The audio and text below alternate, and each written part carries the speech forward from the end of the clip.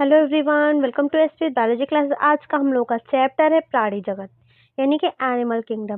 तो अगर आप नीट की तैयारी कर रहे हैं, 11th क्लास में है, कॉम्पिटिटिव एग्जाम की तैयारी कर रहे हैं, बीएससी में है, तो आपके लिए ये जो टॉपिक है बहुत ही इम्पोर्टेंट होने वाला है। इसमें आपकी जितना भी एनसीईआरटी का कंटेंट है आपको लाइन वाइज मिलेगा और सारे आपको हर एक दूसरी तीसरी लाइन से आपको क्वेश्चन यहाँ से देखने को मिलेंगे। तो आइए शुरू करते हैं। सबसे पहले 5 जगत किसने दिया था, क्योंकि 5 जगत के अकॉर्डिंग ही हम लोग पढ़ रहे हैं। तो 5 जगत किसने दिया था, तो आर.एच. व्हिटकर ने दिया था। ये भी क्वेश्चन है एनसीईआरटी का, ठीक है। तो आर.एच. व्हिटकर ने दिया था। आपको पता है 5 जगत में मोनेरा आता है, प्रोटिस्टा आता है, फंजाई आता है, प्लांटी आता है, एनिमली आता है। तो हम लोगों ने प्लांटी तक कवर कर लिया है। इससे पहले अगर आप क्लास देखी होगी तो हम लोगों ने प्लांटी तक कवर कर लिया। उसके नोट्स भी बच्चों को मिल चुके हैं, ठीक है, नोट्स भी मिल चुके हैं। तो आइए देखते हैं। अब समझते हैं हम लोग एनिमल किंगडम यानी कि एनिमिलिया के बारे में समझते हैं। तो प्राणी जगत में बहुकोशिकीय है, यानी कि आपको एनिमल किंगडम में बहुकोशिकीय यूकैरियोटिक जीव होते हैं सारे। इसमें 10 लाख से भी अधिक प्राणी जो हैं सम्मिलित हैं प्राणी जगत में। अब इसके वर्गीकरण का आधार क्या है, तो वर्गीकरण का आधार है प्राणियों की संरचनात्मक एवं आकार में भिन्नता होते हुए भी उनकी कोशिका व्यवस्था। ठीक, कोशिका व्यवस्था यानी कि शारीरिक सम्मित कैसी है, प्रगुहा की प्रकृति कैसी है, पाचन तंत्र की रचना कैसी है, में कुछ आधारभूत समानताएं पाई जाती हैं। ठीक है, तो प्राणी जगत का वर्गीकरण विभिन्न संघों में विशेषताओं के आधार पर वर्गीकृत किया गया है। ठीक है, वर्गीकृत किया गया। अब संगठन के स्तर हम लोग देखेंगे। तो संगठन के जो स्तर हैं, तो संगठन के 4 स्तर हैं। ठीक है, संगठन के कितने 4 स्तर हैं। तो 4 स्तर को समझते हैं कौन कौन से हैं। तो देखिए, पहला है कोशिकीय स्तर। पहला कौन सा है, कोशिकीय स्तर। देखिए, जब कोई शरीर बनता है, किसी मनुष्य का शरीर बनता है, सबसे पहले कोशिका, छोटी छोटी कोशिकाएं होती हैं। कोशिकाओं से मिलकर ऊतक बने होते हैं, ऊतक से मिलकर अंग बने होते हैं और अंग से मिलकर के अंग तंत्र बना हुआ होता है। तो देखिए, कोशिकीय स्तर, कोशिका जो बिखरे हुए समूह में पाई जाती है, उसका एग्जाम्पल स्पंज। स्पंज में क्या, कोशिकाएं ही पाई जाती हैं। ऊतकीय स्तर, तो कोशिकाएं अपना कार्य संगठित होकर ऊतक के रूप में करती हैं। उदाहरण के लिए क्या है, सिलेंट्रेट। क्या है, सिलेंट्रेट है। अब अंग स्तर क्या होता है, ठीक है, तो अंग स्तर क्या होता है, ऊतक संगठित होकर अंगों का निर्माण करते हैं। ठीक है, यानी कोशिका से मिलकर के ऊतक बना है, ऊतक से मिलकर के क्या बनेगा, अंग बनेगा, अंग से मिलकर के बनेगा, देखो, कोशिका से मिलकर के आपका बनेगा ऊतक। ठीक, ऊतकों से मिलकर के अंग बनेगा, अंग से मिलकर के अंग स्तर का निर्माण होगा या अंग तंत्र का निर्माण होगा, लास्ट में हम लोग देखेंगे। ठीक है, तो ऊतक संगठित होकर अंग का निर्माण करता है, जैसे कि प्लेटे हेलमिंथेस में जितने हैं, तो अंग स्तर का उसमें पाया जाएगा। ठीक है, अंग स्तर देख लेते हैं। तो देखिए, अंग मिलकर के अंग तंत्र का निर्माण करते हैं। ठीक है, तो यहाँ पे आप अंग तंत्र भी डाल लीजिएगा। ठीक है, अगर डिफरेंस हो तो अंग तंत्र डाल लीजिएगा। तो देखिए, अंग मिलकर के क्या करते हैं, अंग तंत्र का निर्माण करते हैं। उदाहरण के लिए एस्के हेलमिंथेस से लेकर के कॉर्डेट तक जितने होते हैं सारे अंग तंत्र में आते हैं, मतलब अंग स्तर में आते हैं। विभिन्न प्राणी समूहों में अंग तंत्र विभिन्न प्रकार की जटिलताओं को प्रदर्शित करता है। उदाहरण के लिए पाचन भी अपूर्ण रूप से होता है, यानी कि देखो, पाचन जो होता है 2 प्रकार का होता है, एक पूर्ण होता है, एक अपूर्ण होता है। अपूर्ण कौन सा होता है, अपूर्ण ये होता है, तो उसमें देखिए अपूर्ण पाचन कैसा होता है, उसमें मुख गूदा अलग नहीं होगा, एक ही छिद्र होगा, वही मुख का कार्य करेगा, वही गूदा का कार्य करेगा। और पूर्ण पाचन क्या होता है, पूर्ण पाचन होता है जैसे कि मानव में होता है, ठीक, उच्च स्तर के प्राणियों में से गाय भैंस में होता है, मतलब खाने के लिए अलग छिद्र होता है, मुंह होता है, और वेस्ट मटेरियल का उत्सर्जन निकालने के लिए जो होता है गूदा द्वार होता है। ठीक, तो इसको कहेंगे पूर्ण पाचन तंत्र। क्या कहेंगे, पूर्ण पाचन तंत्र करेंगे। अपूर्ण जो होता है प्लेटे हेलमिंथेस में होता है, और पूर्ण पाचन तंत्र देखिए, तो मुख गुदा जो है ये उच्च स्तर के जैसे कि मानव में है, और गाय भैंस जैसे जो जीव होते हैं उनमें होता है। अब इसी प्रकार से जो परिसंचरण तंत्र होता है वह भी 2 प्रकार का होता है, खुला परिसंचरण तंत्र, बंद परिसंचरण तंत्र। ठीक, तो खुला परिसंचरण तंत्र क्या होता है, तो इस तंत्र में रक्त का बहाव हृदय से क्या होता है, सीधे बाहर की ओर भेजा जाता है। ठीक, हृदय से सीधे बाहर की ओर भेजा जाएगा, तथा कोशिका एवं ऊतक इसमें डूबे हुए होते हैं। ठीक, मतलब इसके अंदर सर्कुलेशन नहीं होता, उसमें डूबे हुए होंगे। जैसे कि आप समझ लीजिए कि रसगुल्ला को, जैसे रसगुल्ला है उसको चाशनी में डुबो दिया जाएगा। ठीक है, तो वो कार्य होता है खुला परिसंचरण तंत्र में। बंद परिसंचरण तंत्र क्या होता है, तो रक्त का संचार हृदय से विभिन्न विभिन्न व्यास की कोशिकाओं द्वारा होता है। धमनी है, सिरा है, और केशिकाएं देखो कैपिलरीज हैं, जो कि मानव में आपको देखने को मिल जाएंगी बहुत अच्छे से। समिति देख लेंगे। समिति क्या होती, तो देखिए सममित जो होती है, शारीरिक सम्मित के आधार पर 3 भागों में बांटा गया, असम्मित और आर्य सम्मित। 2 पढ़ लेंगे। शारीरिक सम्मित जो होती है, असम्मित क्या होती है, किसी भी केंद्रीय अक्ष से गुजरने वाली रेखा इन्हें 2 बराबर भागों में बांटेगी। ठीक है, तो मतलब ये है, इसका कहने का मतलब ये है कि जैसे कि समझ लीजिए ये है, ठीक, तो इसमें यहाँ पर केंद्र को या यहाँ पे केंद्र को या यहाँ पे केंद्र को, केंद्रक से जब कोई अक्ष से रेखा कट गुजरेगी तो इसको 2 बराबर भागों में बांट देगी। इसको क्या, 2 बराबर भागों में बांट देगी। तो यही है, ठीक, यही क्या है, यही आपकी है असम्मित। असम्मित हो गई। आर्य सम्मित क्या होती है, आर्य सम्मित होती है जब किसी, ठीक, जब किसी भी केंद्रीय अक्ष से गुजरने वाली जो रेखा होती है प्राणी शरीर को 2 समरूप भागों में विभाजित कर देती है। जैसे मानो, जैसे हमें ऊपर से काटा जाएगा तो देखो एक आंख इधर होगी, एक आंख इधर होगी, एक हाथ इधर होगा, एक हाथ इधर होगा, तो 2 भागों में क्या हो जाएगा, विभाजित हो जाएगा शरीर।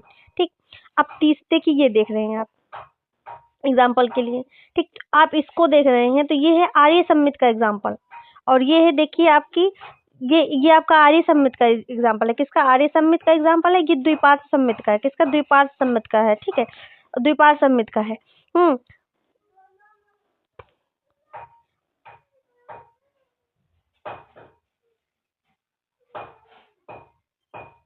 ठीक, जैसे कि देखो कुछ स्पंज होते हैं, सिलेंट्रेट होते हैं और टीनोफोरा होते हैं, एकाइनोडर्मेटा, ये आपके जो हैं आर्य आर्य आर्य सम्मित के, उसके सममित के एग्जाम्पल हैं। ठीक, सममित के एग्जाम्पल हैं। ठीक है, द्विपार्श्व सम्मित क्या होते हैं, जैसे मानो अब ऐसे काटोगे तो देखो आंख और हाथ ये अलग हो जाएंगे, पैर नीचे का धड़ अलग हो जाएगा। ठीक, द्विपार्श्वी सम्मित में क्या होगा, सॉरी गलती से निकल गया था। ठीक, तो द्विपार्श्वी सम्मित में क्या होगा, तो द्विपार्श्वी सम्मित में ऐसा होगा कि जैसे मानव खड़ा हुआ है तो उसके जब 2 पार्ट में विभाजित कर दोगे, एक आंख इधर जाएगी, एक आंख इधर जाएगी, एक हाथ उधर जाएगा, एक हाथ इधर जाएगा, जब बीच से काटा जाएगा। ठीक है, तो एक ही अक्ष से गुजरने वाली रेखा द्वारा शरीर 2 समरूप दाएं व बाएं भाग में क्या होता है, बट जाता है। ठीक है, इसे क्या कहते हैं, द्विपार्श्वी सम्मित कहते हैं। जैसे बहुत से आकशेरुकी भी होते हैं और सभी कशेरुक प्रणालियों में द्विसम्मित पाई जाती है। ठीक है, अब द्विकोरिक तथा त्रिकोरिक संगठन क्या होता है, तो देखिए जिन प्राणियों में कोशिकाएं 2 भ्रूणीय स्तरों में व्यवस्थित रहती हैं,